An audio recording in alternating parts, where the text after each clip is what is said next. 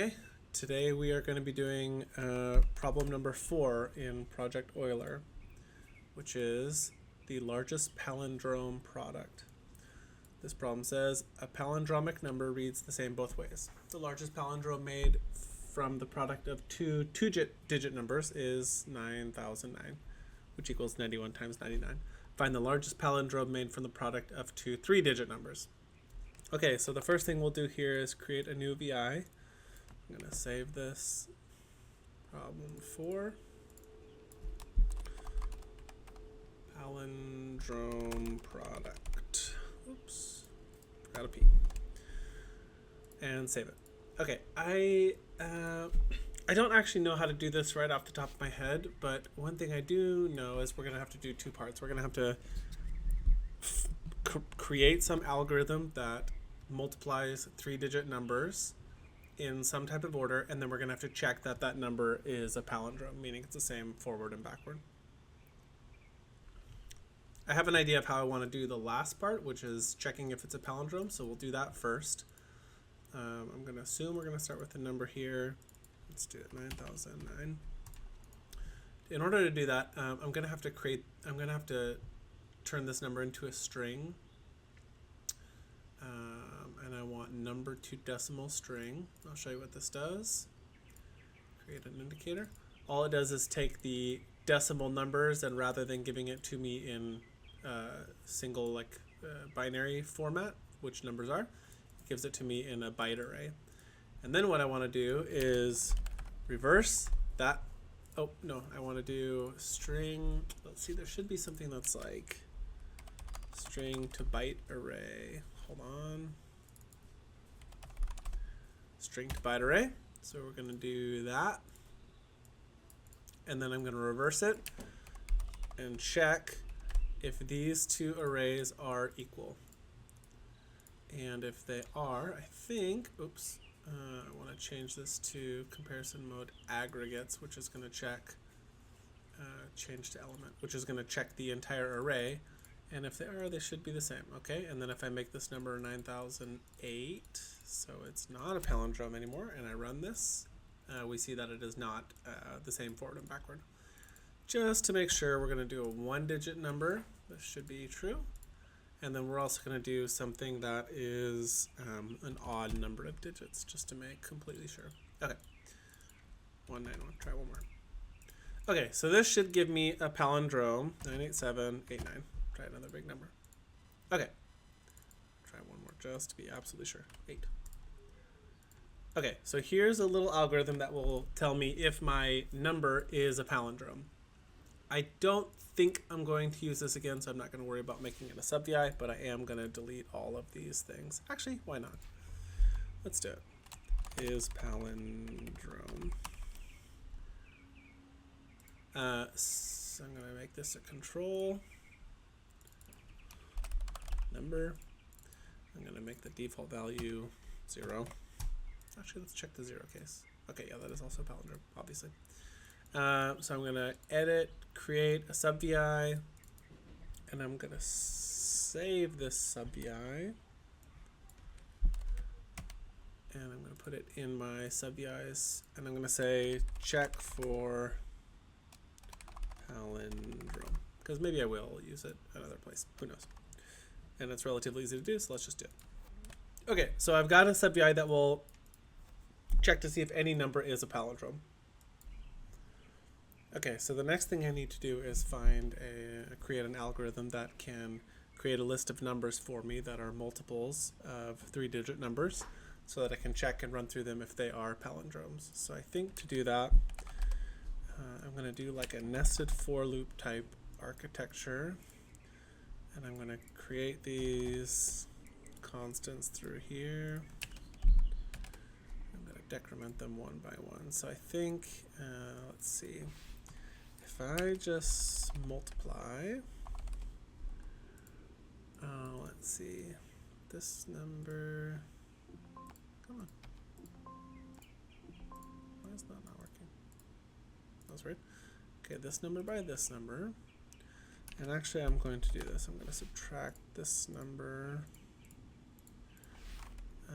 and that will get me an interesting way to decrement. So there's a couple ways that you can go from 99 down to 100.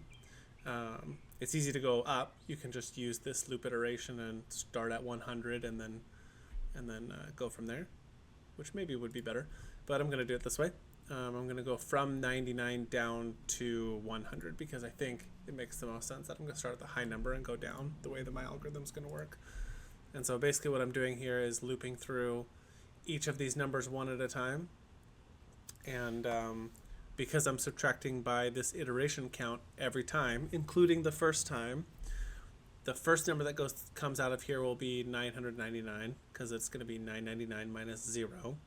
Then it'll be 998 because it's 999 minus 1, 987 because it's minus 2, 996 because it's minus 3, and on until I get back down to till I get to 0 essentially.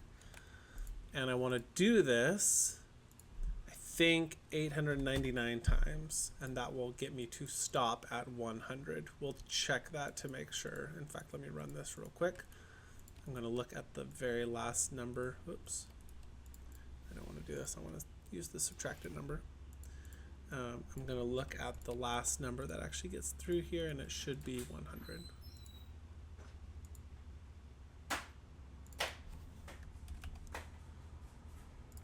Okay, I actually have to change this to 900 because it's zero indexed. Okay, that makes sense. So the last number is 100. So now it'll cycle through all 3-digit numbers and do this multiplication. Then I need to check to see if that number is a palindrome. And if it is, what I'm going to do is I'm going to index it through here. I'm going to add a conditional, tunnel mode, conditional, because I only want it to index if it is a palindrome. And then here, I don't want a 2-day route. I only want a 1-day array. I'm going to go to concatenating, and I'm going to delete this array and create another indicator so that I have an array, a 1-day array. Create indicator. Palindromes. Okay, so let's go ahead and delete this. I think now this should give me a list of palindrome numbers. And what do you know? All of these look like palindromes. Okay, now the next thing I need to do is just find the max and min of this array, because what it's actually asking me to do is find the largest palindrome made from the product of two 3-digit numbers. And I need the array max and min. And I'm going to look at the maximum number here. Create indicator. Largest palindrome. And I'm going to go ahead and run this and see what we get.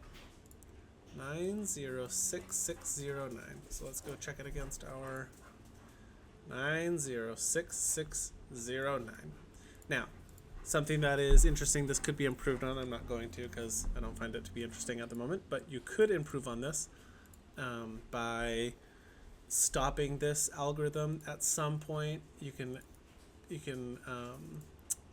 add conditional terminals to these for loops, and so like a while loop, you can add this conditional where perhaps, like, let's say if you get you could put you could keep a register of the largest palindrome using something like shift registers and always compare the current palindrome to the largest one that you currently have. And if, since you're going down as you're multiplying, the numbers that you're creating are going to get smaller and smaller. And so you could, if at any point in any of these for loops, the numbers that you're comparing are smaller than the largest palindrome, then you end the for loop iteration, you go on to the next one.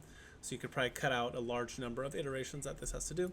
But this is a pretty quick algorithm. It doesn't take that long to do a million multiplies. And so for me, this is good enough. Okay, that's it. Problem number, I need to resave that. If you ever get in this situation, for some reason I named this problem number 3. If you go to save as, and then you just click rename, it will allow you to rename it in the same directory, and it won't create a copy. So now if I were to do that again, edit, save as, and then I click rename, you'll see that it deleted the old version. There's no problem 3 anymore. It's only problem 4. So that's an easy way to rename them or move files around or things without creating additional copies and complicated things like that. So there we go. Problem number 4, largest palindrome product. Hope you enjoyed it. Bye.